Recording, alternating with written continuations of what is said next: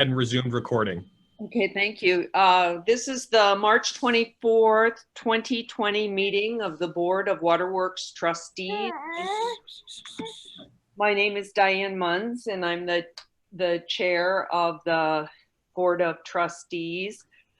Today's meeting is being held electronically pursuant to Iowa Code Section 21.8 and Governor Reynolds' March 20th, 2020 emergency declaration in order to reduce the potential for transmission of COVID-19.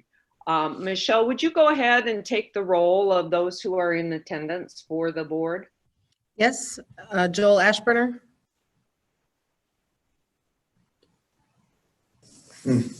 Here. Thank you. Andrea Bolton. Here. Graham Gillette. Here. Sue Huppert. Here. And Miss Diane Moines. Here. Thank you.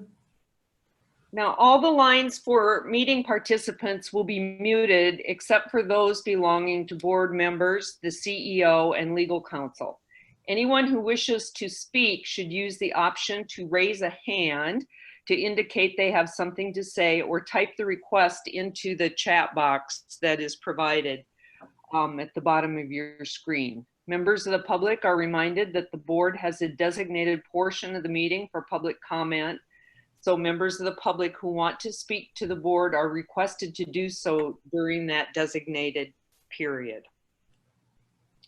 I want to thank everyone for this accommodation. I think this is certainly unprecedented during my term, and we had a little technical run through earlier, but we'll go ahead and see how it goes.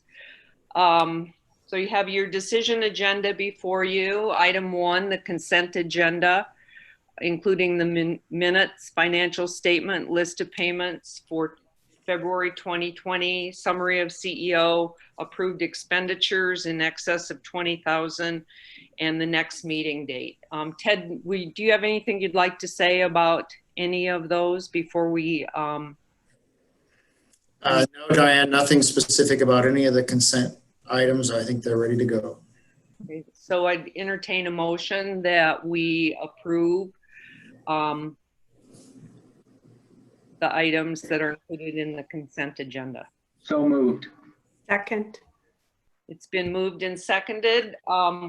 Michelle will take our votes in a record roll on all action items since we are meeting electronically. So go ahead, Michelle. Ashburner. Yes. Bolton. Yes. Gillette. Yes. Huppert. Yes. Moines. Yes. Thank you. Item 2, public comment period. Is there anyone on the line who would like to speak with the board at this time?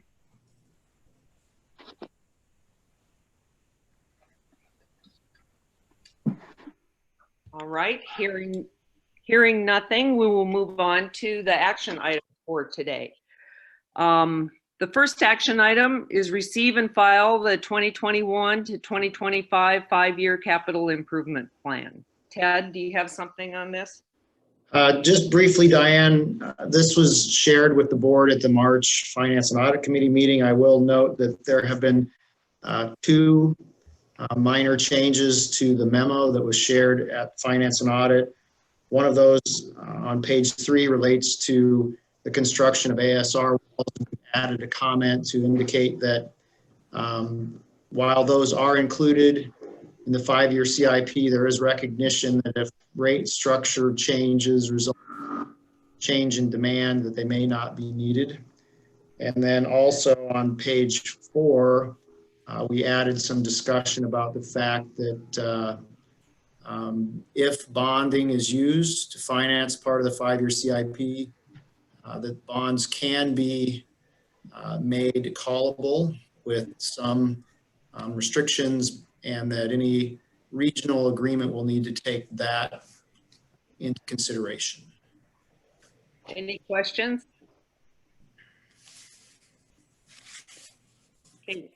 So could I have a motion that we receive and file the 2021 to 2025 5-year capital improvement plan. So moved. Seconded. It's been moved and seconded. And again, Michelle, please take the roll call vote. Ashbrenner, Yes. Bolton, Yes. Gillette, Yes. Hubbard, Yes. and Munns. Yes. Thank you. The next item is to award the 2020 Des Moines Water Main Replacement Contract Number 1. On this item, I'd like to open the public hearing for comments from the public concerning the project's form of contract, plans and specification, and estimated cost. Ted, do we have any comments received from the public? No, Diane, we haven't received any comments, verbal or written, on this item.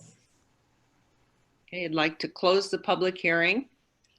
The board finds the project reflects appropriate coordination of existing infrastructure and that there are no suitable facilities available for rent or sharing in lieu of the project, and seeks a motion to approve the project's form of contract, plans and specifications, and estimated cost.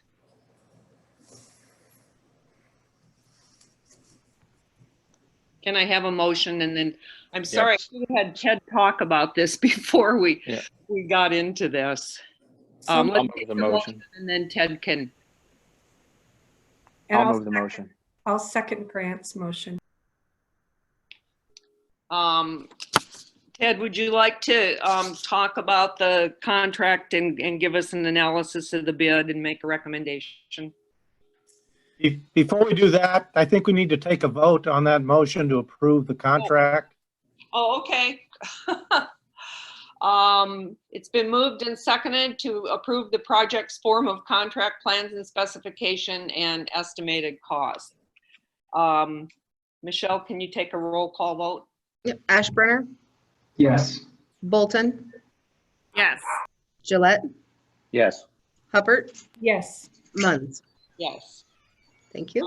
All right, Ted, can you talk about the project and the analysis of the bids? Absolutely, Diane. This was a fairly straightforward project, as we discussed at the last meeting. We had a water main break under a set of railroad tracks, and this is simply casing and new pipe underneath that railroad track to replace that pipe. We had 10 bidders take plans. We received 5 bids, and all reasonable bids. The work is budgeted in our water main replacement work plan for 2020, and staff would recommend that the board award the contract to the low bidder, Rognus Corporation. I'd like a motion to approve the recommendation to award the contract to Rognus Corporation in the amount of $209,593,000. So moved. Second. Been moved and seconded. Michelle, please take the vote. Ashbrenner, Yes. Bolton, Yes. Gillette, Yes. Hubbard, Yes. Munns. Yes. Thank you. So in order to expedite this electronic meeting, we have grouped together items C, D, and E for consideration, and on my agenda, F, G, and H. Does anyone have any objection to this grouping for consideration? None. So just to be clear, you'll take one motion for each of those groups? Yes. Thank you. All right. Well, I think we're going to take one motion for the 3 Des Moines and one motion for the 3 Windsor Heights. Correct. Understood. So Ted, do you want to walk us through items 3, C, D, and E, which are the Des Moines projects? Yes, Diane, these are all three projects where we are requesting permission to reimburse the city of Des Moines for water main work that will be included in their projects. Item C is the Ingersoll Streetscape project. We're planning to replace about a little over 1,200 feet of water main in Ingersoll under that project for a cost of a little over $619,000. Item D is the Bell Avenue reconstruction project. We will be relocating a small section of water main on that project and relocating or replacing 5 fire hydrants at an estimated cost of $119,000. And then the third project is the northwest side sewer separation phase 4 project. We actually have 12 alterations that we're going to do to existing water mains on that project. It's a fairly large project, covers a number of different streets in the area kind of north of Woodland Cemetery. We're also going to replace 4 fire hydrants. Total cost there is $328,000. So sum total for those 3 reimbursements on City of Des Moines projects for water main related work is $1,066,922. And we would ask the board to authorize staff to reimburse the city for those 3 projects. I think we'll take a motion in a second, and then if you have any questions for Ted, we can do that. So can I have a motion to request authorization to reimburse the city of Des Moines for water main locations for Ingersoll Avenue Streetscape, Bell Avenue reconstruction, and the near west side sewer separation phase 4? So moved. Second. Are there any additional questions for Ted on these projects? I just have a quick general question. Is this a pretty typical amount of relocation projects for this time of year or for our partnership with Des Moines?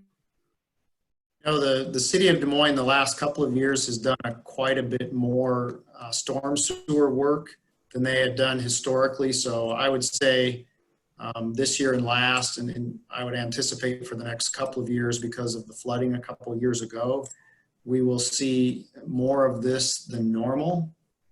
But you know, the Ingersoll Streetscape and the sewer separation are separate from that. But indeed, we are seeing a little more work with the city than normal. Ted, a question in a similar vein, and just kind of from my background, is this reimbursement pretty common? I mean, I imagine it's what it sounds like. The city does the work, and the board, Waterworks reimburses them for it. That's exactly right. There's a lot of coordination required on a project like this, especially if they're going to replace sewer and water main and maybe relocate other utilities, gas, fiber, electric. For us to try to get in there ahead of time can be very challenging. Sometimes there isn't the right of way. Sometimes the place where the water main needs to go is already occupied by something else. So for example, on the Ingersoll project where we're doing 1,200 feet of new water main, it would be almost impossible, likely more expensive to get in there ahead of them. Likely impossible to leave the water main there because of conflicts or the fact that that main has had a tendency to break, and we don't want it to break underneath their brand new streetscape. So there are some coordination benefits, and then also there's cost benefit to us often where we piggyback on a city project because we like to think we don't have to pay for surface restoration on those projects. So they tear the street out, do all the work, put the street back. We only pay for the water main bid items and not for the street. Whereas if we put new water main in ahead of time and had to put the street back, we would also bear that cost. So we believe there's some benefit. And for that reason, this is a fairly typical type of thing for us to reimburse not only the city of Des Moines, but the county and on rare occasion, the state of Iowa when they do work in their right-of-ways. Thank you. Any more questions? It's been moved and seconded. Request authorization to reimburse the city of Des Moines. Michelle, would you take the voice or take the record roll call? Ashbrenner, Yes. Bolton, Yes. Gillette, Yes. Hubbard, Yes. and Munns. Yes. Thank you. So in the same vein, we're consolidating items 3F, G, and H that all relate to projects within the city of Windsor Heights. Ted, I'll take a motion on those three, and then we'll have Ted answer any questions that you have. Can I have a motion to authorize reimbursement to the city of Windsor Heights for water main relocation for the 2020 street reconstruction, College Drive reconstruction, and the University Avenue improvement? So moved. Second. Ted, do you have any comments on these projects? Just a couple quick things, Diane. The 2020 street reconstruction project is actually on one street, 69th Street. We're replacing about 1,800 feet of water main there. College Drive is about 820 feet of water main. And then on University, they're doing a lot of work on University from 63rd to 73rd, but we are only replacing small sections of water main on that project. Total cost of the three projects together is $571,970. And we'll reimburse Windsor Heights, but it will come out of rates collected from Windsor Heights water customers. Questions for Ted? It's been moved and seconded that we authorize to reimburse the city of Windsor Heights for these three projects. Michelle, please take a roll call vote. Okay, Ashbrenner, Yes. Bolton, Yes. Gillette, Yes. Hubbard, Yes. Munns. Yes. Thank you. Let's see.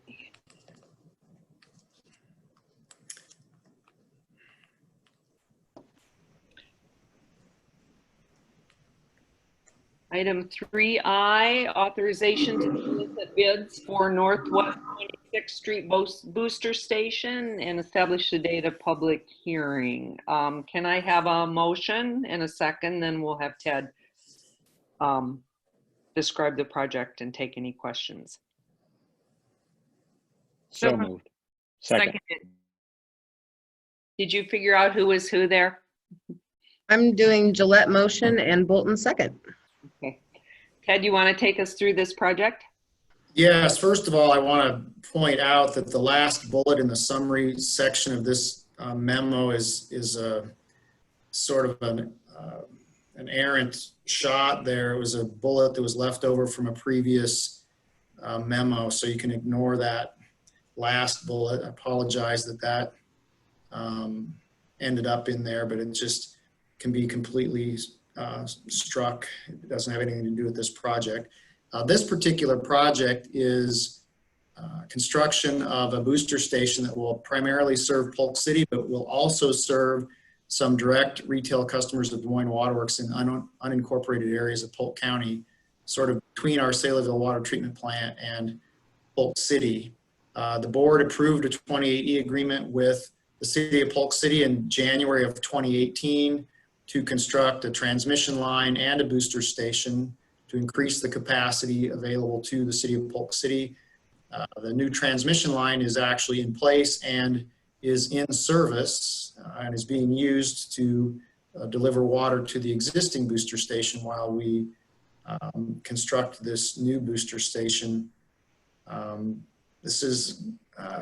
new booster station will be constructed near the intersection of Northwest 26th Street, Northwest 72nd Street, so not too far north of the Saylorville Water Treatment Plant, just straight up the street there. It's in a very residential area. We're going to build this booster station to resemble a residential home. We've done that before in residential areas, and that really helps us with community acceptance, and that's an important thing. So this project is funded largely by Polk City because it is, for their purposes, the engineer's estimate is $2.11 million. Polk City, according to the 28E agreement, will reimburse Des Moines Waterworks for 56% of the total cost of the project. So Des Moines Waterworks' estimated cost to serve those customers in the unincorporated areas south of Polk City will be $928,400.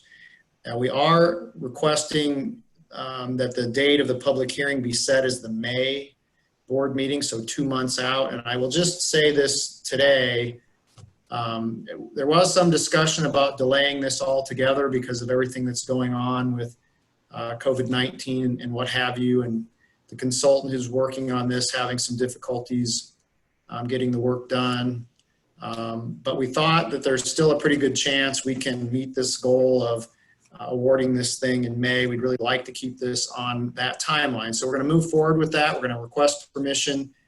And if, because of what's going on in the world, we're unable to hit that mark, we will be back asking to move that public hearing date further out into the year. But today we're still optimistic we can meet that goal. We're going to try. And that's what we're here asking for permission to do today. Before we go any further, I just got a message on my laptop that I have an unstable internet connection. So I'm just telling you that in case I leave. And Sue, I hope you stand ready to take us through the rest of the agenda should I have to leave. Or if I inadvertently leave. So we have a motion to solicit bids for the 26th Street Booster Station and establish a date of public hearing. Are there any questions for Ted? Quick one. Ted, the 56% number that Polk City pays for, how did we reach that number? Is that just negotiated, or does that represent some portion of the project? It represents a portion of the capacity of the project. Mike, I might ask you if you can be more specific on how the 56% was landed on.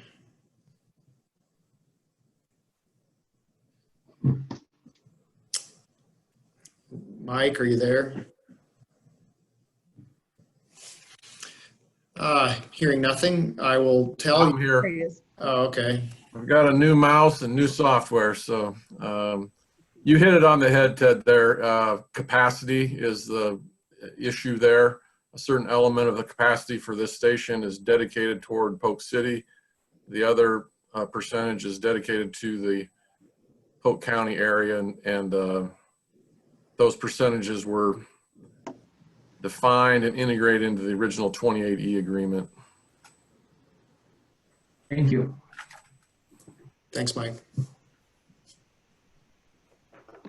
Anything else? Okay, it's been moved and seconded to solicit bids for this booster station. Michelle, please take the vote. Ashburner, Yes. Bolton, Yes. Gillette, Yes. Hubbard, Yes. Munns. Yes. Thank you. The next agenda item is the COVID-19 update. This is under action items because we need a motion to ratify the emergency action plan. So why don't we go ahead and get that motion on the table and second it, and then Ted can take us through the update and what's being done with the action plan. So moved. Second. Okay, Ted, you want to take us through where we are on the the action plan and where it takes us from here? Absolutely, Diane. As you said, there are really two important points here for this item today. One, we want to just share with you and share publicly where we are in our process in terms of response to the COVID-19 pandemic. And then we also wanted to give the board the opportunity to ratify what we're doing and what we're planning to do. It's amazing to me. I look back at last month's agenda, and my comments last month on this topic were that the CDC was saying it's not if, but when this thing will get here. And a month later, here we sit, fully engaged in the third phase of our contagious disease response plan. So a lot has happened in the last month. Most of that I know that you are well aware of, but I do want to step through some of the bullets that we've done since the last meeting, just for the record. Probably one of the more visible things we've done is we closed the main office to walk-in customers. So we don't have any public coming in. There are a few folks who that makes it difficult for them to pay their bills. So we have also suspended collection activities. That is something that's happening in most utilities around the country. We did take that step a day or two before many, but we have suspended all collection activities so that our customers will have water and they can battle this outbreak with clean hands. We also have implemented work from home. We have a number of employees who are taking advantage of working from home. In fact, really anyone who is able to work from home is working from home. We really have basically a skeleton crew here at the main office right now. Even some of our operational supervisors are taking advantage of that and working from home and just trying to limit employee to employee contact. We also have selected field employees taking waterworks vehicles home. That is not a typical mode of operation, but folks who are able to go to a remote site directly from home and do their work and not have to interact with other employees or our facilities, we thought that best to allow them to make that direct connection. And so we have folks like our engineering technicians and our field service techs who do our utility locates taking waterworks vehicles home and reporting directly to their work sites in the field. We have some employees who are working on an emergency only basis. Think in terms of our distribution crews that repair broken water mains and replace hydrants that are hit by cars. Those folks are basically on call and are at home. And when we call them, they come to not the plant here at Fluor Drive, which is what they used to do, but they come to a staging area outside the plant and pick up their vehicles and equipment and go make those emergency repairs. We also have a limited number of folks who are just at home because of reduction in workload here. When we stopped doing collection cuts and turn-ons and stopped doing in-home customer visits, we had a few folks in the field customer service group who just didn't have work. We will endeavor to find them work that doesn't require them to go into homes, but at least for right now, there are a few of them who are home. We have a small number of employees who have chosen to stay home because of underlying health conditions that they and the CDC believe put them at greater risk for contracting COVID-19. And so they are allowed to stay home and use sick leave if they fall into one of those categories identified by the CDC as at risk. And then, so that's kind of what the employees are doing. We've also implemented some return to work policies or restrictions, if you will, for employees who are returning from out-of-state travel. We've been doing that for international travel for 3 weeks now, but over the weekend, the governor also recommended that we self-quarantine folks who have traveled outside of the state. So we are following that guidance. Also for folks who are directly exposed to someone who is either clearly symptomatic or has tested positive for COVID-19, and we're starting to get a few of those in Polk County or in the Des Moines area, and it is actually remarkable how many folks have direct or near direct contact with a couple of those people in the school system. And then of course, employees who are experiencing symptoms themselves or have been sick, we've implemented some guidance on when they can and should return to work. But probably the most visible thing we've done though is we've sequestered 21 employees at our 3 treatment plants in an effort to ensure that they remain well and that they are available to produce safe, clean water around the clock here in the Des Moines metro area.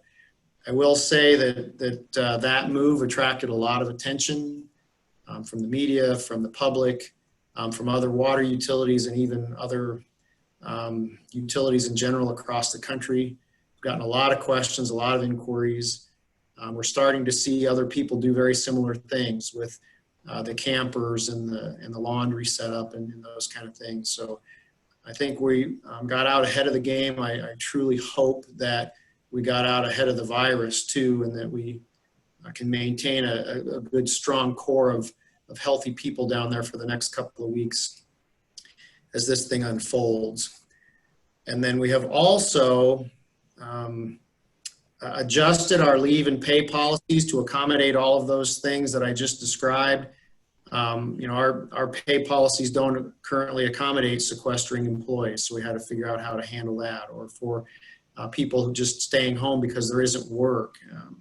So we've been trying to adjust our policies to accommodate that, and we are also working hard to adjust our policies to comply with recent legislation related to how employers need to address this COVID-19 and the need for employees to have time off and the requirement to give them certain amounts of time off. We are still sort of wading through that and trying to understand what the requirements are and how we will implement those, but all of that is ongoing, kind of what we spend our time doing the last couple of weeks. As I shared last week in an email to the board, there is meaningful cost associated with some of these initiatives, and specifically associated with sequestering folks on site. The number of people that we have to cover the 3 treatment plants, and finding a place for them to rest and sleep overnight, providing food and shelter and whatnot. We estimate that this initial 2-week initiative is going to have a price tag of around $300,000. So not insignificant cost, but certainly justified compared to the risk of everyone getting sick at the same time and not having folks out there to run our treatment plants. Now we're aware, and I would just say aware. We don't have a firm understanding yet, but the federal government through FEMA is already starting to indicate that there may be funds available to cover some of the costs associated with this response. And you can trust that we will be in that line. When the line starts to form, we will try to be part of that reimbursement as it comes along, but we've just been made aware that there might be. We don't know a lot about that yet, and I really can't give you any details. A couple of other things that we're starting to work on this week now that we kind of have our response in place. We're looking at revenue and trying to understand where revenue is going to go if we go into some sort of a lockdown for 2 weeks or longer. I'm looking to see what projects we might be able to defer or need to defer if there is any kind of a revenue shortage on top of the additional cost of addressing this thing. And then we're also beginning to look at productivity and how we can ensure that our folks stay as productive as they can be, whether working from home or working independently or what have you. We try to get them to a safe spot here by the first of this week. We think we've been able to accomplish that for the most part. And now we're going to start looking at how we can allow them to continue to be productive while still being safe. So that's an overview of our response to date. I'd be happy to answer any questions about that.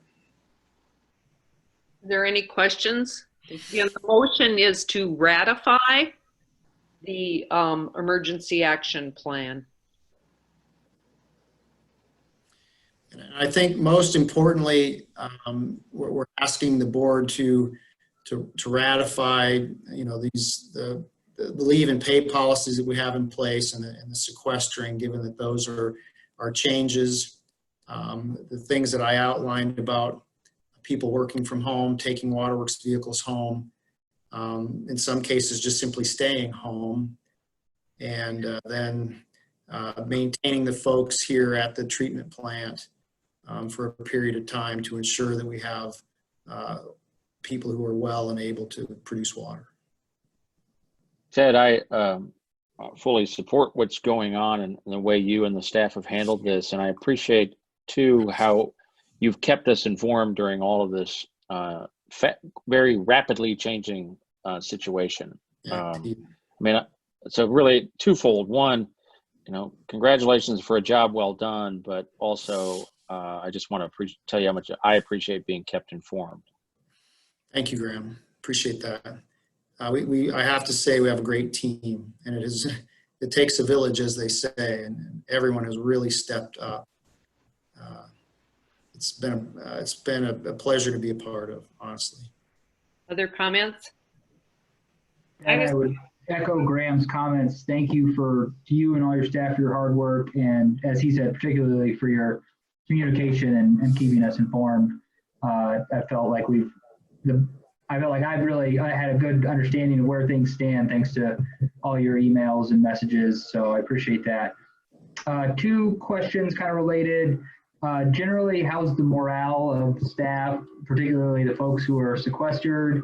And have you had conversations with union representatives, any concerns, or just kind of where do things stand with the union as we have all these kind of moving pieces as it relates to employment? I'm going to make a couple quick comments there, Joel, and then I'm going to see, I saw Don West was on the line here earlier, our union president, if he's still there. I don't see him. I will say that from what I've heard, morale of the sequestered employees is very good. I think that setting them up with a decent place to rest and get away from the 24/7 pressure that they're under down there was a brilliant idea. I will say that it was not my idea. I think Kyle Danley was the first one who mentioned the campers as an option, and I think that's really helped us get them to the starting line anyway. Kyle, are you on board here? Would you be able to comment on Joel's question about morale on the inside? Yes, morale is very good. Staff certainly realizes the criticalness of their role, and they know that they want to be healthy to serve the community. So they're very happy to do that. And the other piece of your question there, Joel, we have been trying to communicate with union leadership on a regular basis. I won't say every day, but nearly every day, either Doug or I have had the opportunity to talk to them about something, including first thing this morning, I was able to talk to one of the union reps and just ask him the same question you're asking. How's it going? How are people feeling about what we're doing? Are they comfortable? Do they feel safe? I would say, generally speaking, the employees are in a very positive place right now. There's always a little bit of an undertone of, is this the right thing to do? Should we have had that person stay home longer? There are always some questions like that. And in a situation like this, you don't bat 1,000. But I do believe that the employees recognize that we're trying hard and we're doing the best we can, and we're being proactive. From what I hear, people appreciate the level of effort and planning that's gone into this thing, and they're here to be part of the solution. They're ready. I just want to echo that last piece there. In addition to everyone else's comments, I think it's been extraordinary how well prepared and thoughtful the planning was that went into all of this. I'm proud to be a part of an organization that was on the front end of preparing and putting things in place to deal with this pandemic. So kudos to you. Good job. I couldn't be more proud of the work that you guys are doing. Thanks, Andrea. Anything else? I would like to just offer one quick thing, and that is that to have board support is critically important in a situation like this, and we have had it. The board has been available and there for strategy questions and supportive of our plan, even though it was kind of out. We like to be in the front. We don't always like to be on the bleeding edge, but we were kind of on that borderline this time, and the board was very supportive, and I think it's proved out to be the right thing. So thank you for your support and your willingness to let us get to this point successfully. Ted, I guess one more question. How will, what will be the decision process for going ahead with another 2-week sequestration term? Yeah, that's a good question, Joel. The senior management team is having a daily video conference, including Saturday and Sunday. We've met every single day, and we're just talking about how's it going, what's working, what's not working. I don't think I can tell you right now what the decision criteria will be, but I can tell you that we will be talking about what has worked. Are there too many people in there? Do we need that many? Are there not enough? Are there the wrong mix of people? We'll be trying to make that determination here over the next week or so. And then within the second week, we'll have to make the determination. Right now, I certainly believe that we'll be sending the second group in for another 2 weeks, just based on the fact that the number of cases in the United States continues to increase exponentially. I can't imagine us being in a better place 2 weeks from now or being more comfortable, but it will also depend on how many of the folks who are outside and have been asked to protect themselves, how many of them are still well. So there are a lot of factors, but we'll keep you posted. Remind me of the dates. When did this 2 weeks start and when is it over? This 2 weeks started on Sunday. Okay, thank you. So yeah, this is the fourth day. Okay.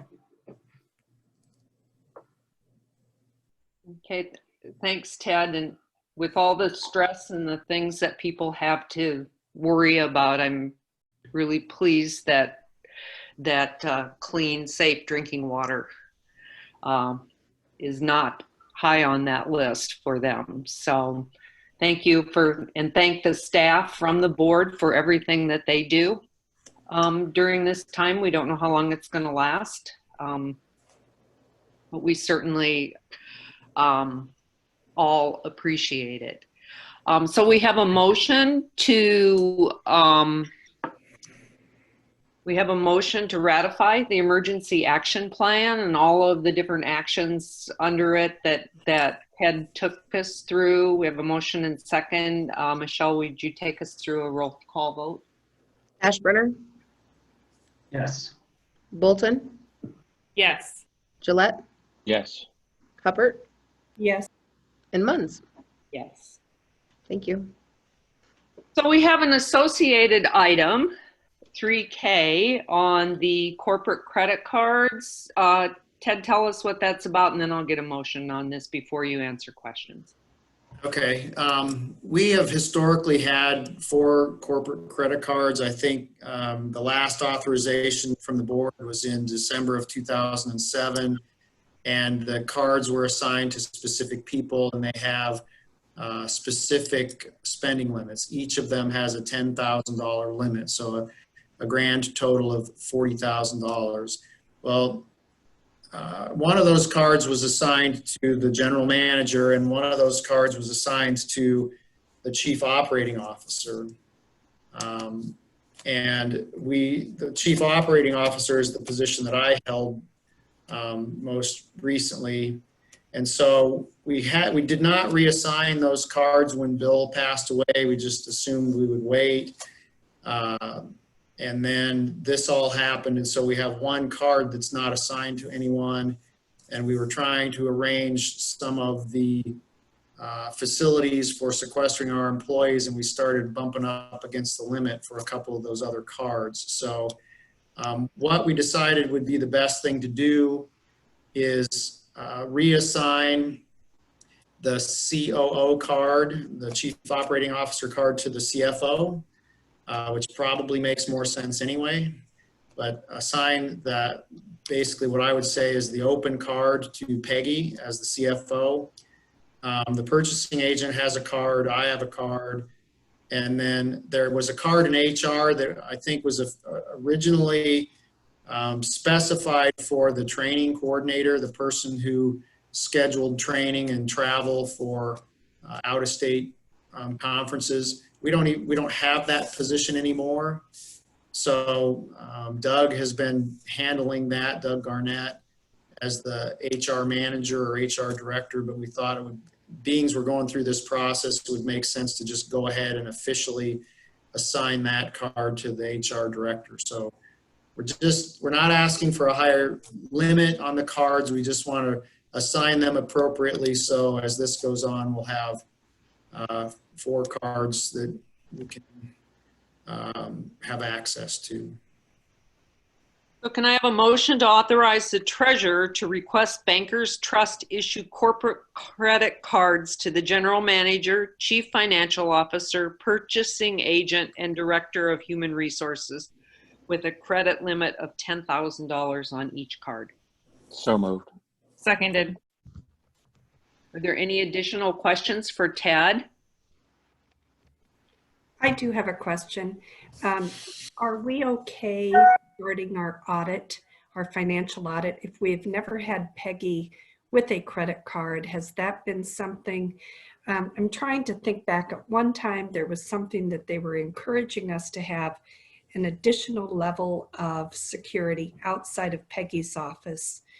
Would it be worth checking with our auditors just to make sure that that doesn't create a red flag? It may be. Peggy, do you have a thought or a comment on that?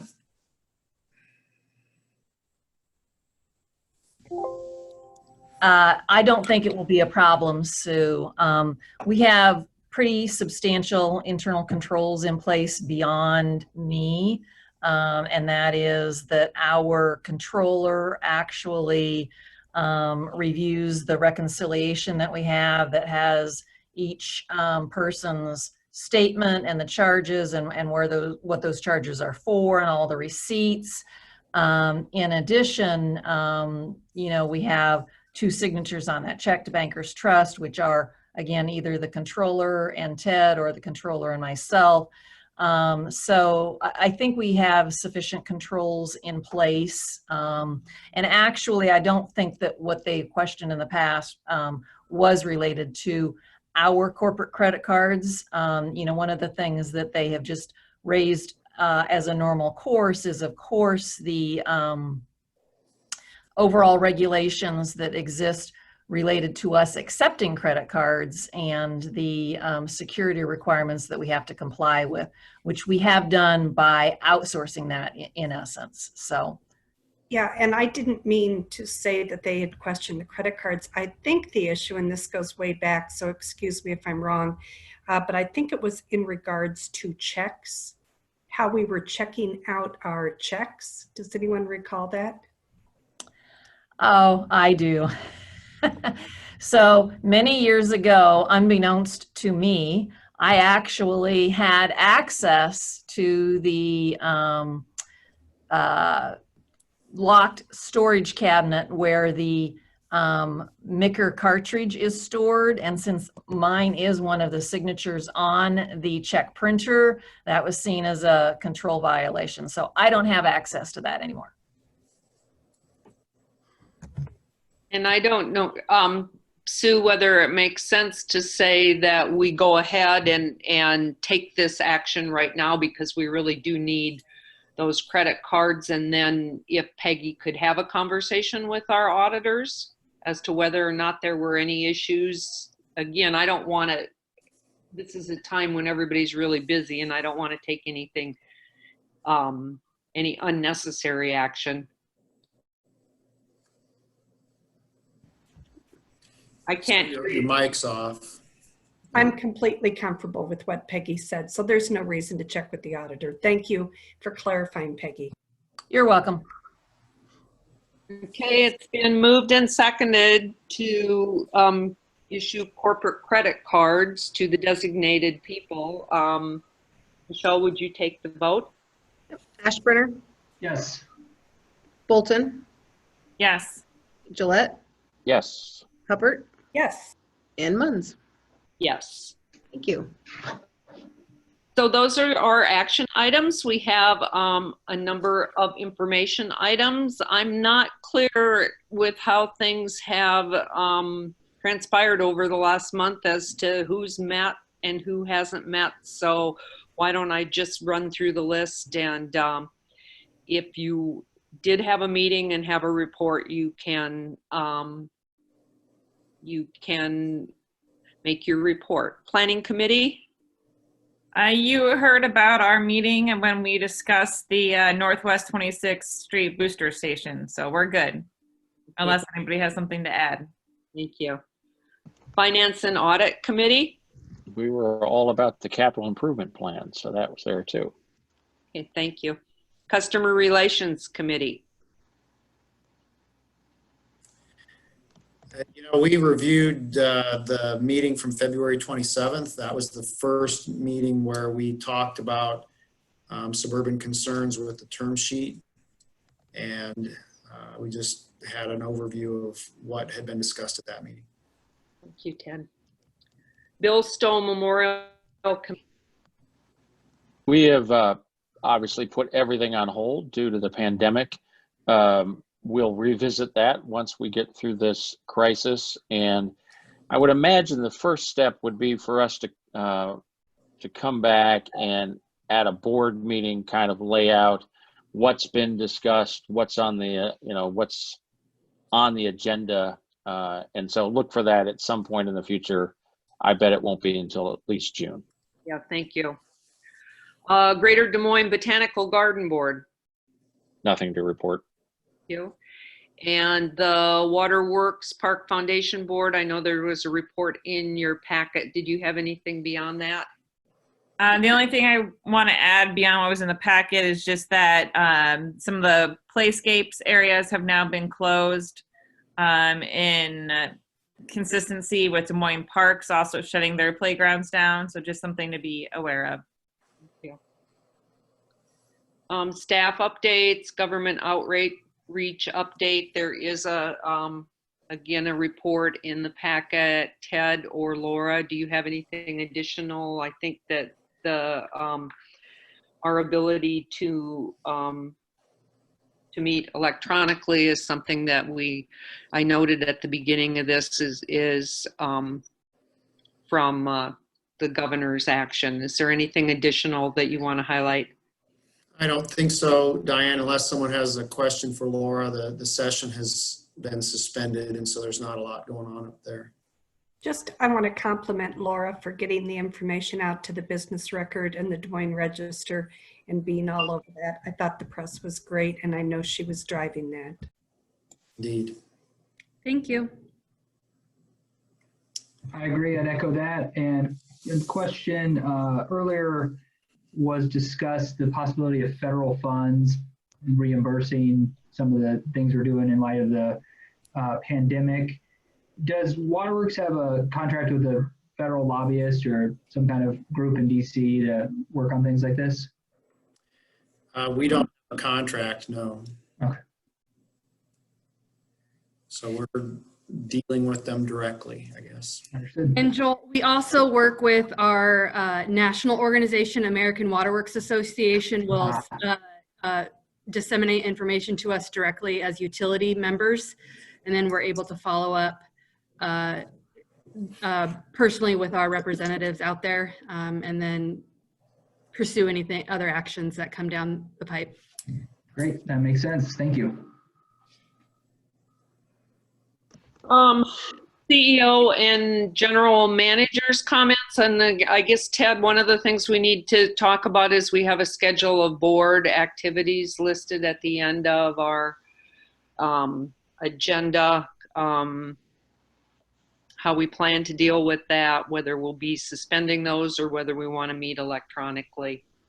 Yeah, a great question there, Diane. One thing that I would offer in the way of comment that's not related to the current situation is that we still have a deadline of the end of this month for our Iowa Water Infrastructure Act vulnerability assessment.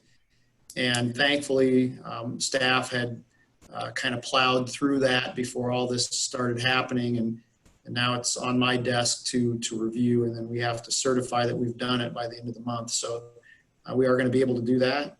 Thankfully, I would not be at all surprised if they extended the deadline, but I haven't heard yet that they have. So that's ongoing, and we're going to meet the deadline even if it doesn't move.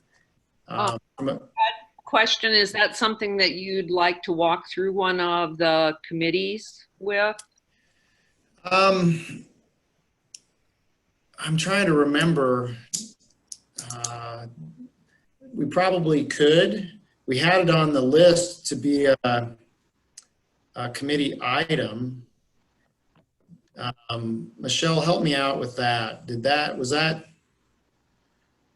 The American Water Infrastructure Act. Yeah, we didn't have that already somewhere, did we? No. Or, It would be proposed for planning for April. yeah. So, right, that's something we could do. Right now, we were thinking about whether we wanted to have the committee meetings or not. The April Finance and Audit Committee meeting, though, was going to be related to rate design.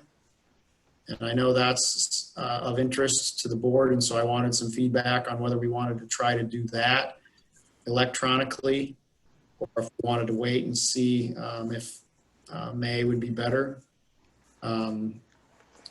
America's Water Infrastructure Act is something we definitely want to share with the board at some time, and we could likely walk you through that process electronically if you'd like. That would be the planning committee item. And then customer relations, not a lot has happened on the customer relations front, other than I think that we are receiving tremendous value from regional operations right now. So hopefully that's a positive. But feedback on what we would like to do with the committee meetings for April? I'm happy to have meetings like this online. That way we can keep moving things forward, unless there's just no purpose to meet. I agree. I would like to go forward with the rate design. I know a lot of that's going to be presentation, so it's probably pretty well suited for this kind of electronic meeting. Peggy, I don't know that you've had a conversation with Raftellus since the pandemic really broke here in the States. Is that something that you'll need to follow up with them, or do you know that they're available to do an electronic sort of a presentation? I have not had any conversations with them since this all began. I had queued them up to attend that before this really broke loose. Basically a couple weeks ago, immediately following the Finance and Audit Committee meeting. So, you know, certainly likely doable, but I don't know exactly what their electronic capabilities are. Because they may not want to travel out of state, frankly. Remember, they're not coming from very far, they're coming from Kansas City. Yeah, I wouldn't expect that they would travel. I don't really know why they couldn't be on a meeting just like this. Right. I will need to visit with them. Okay, well, let's reach out to them and confirm that they can do that. And then if not, we'll circle back and see what we want to do with finance.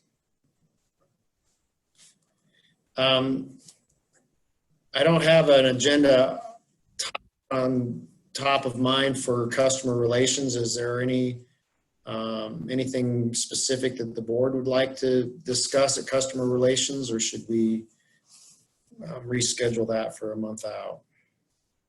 I think Diane and I have just one bit of information to share that we could, call the board members separately and share that, if that's okay. Okay. Very good. I think that's it for meeting schedules. Anything else that needs to come before the board today? Before we go forward, John, has anybody raised their hands who wanted to speak, who hasn't been able to speak yet? I haven't seen anybody. John Okay. is our moderator, so he'd be the one who would have the raised hand on his screen. So, Okay, with that, we will entertain a motion for adjournment. So moved. Second. Okay, we stand adjourned. Thanks, everybody. Thanks, guys. Stay safe. Congratulations for making it through our first ever virtual board meeting. This is a milestone.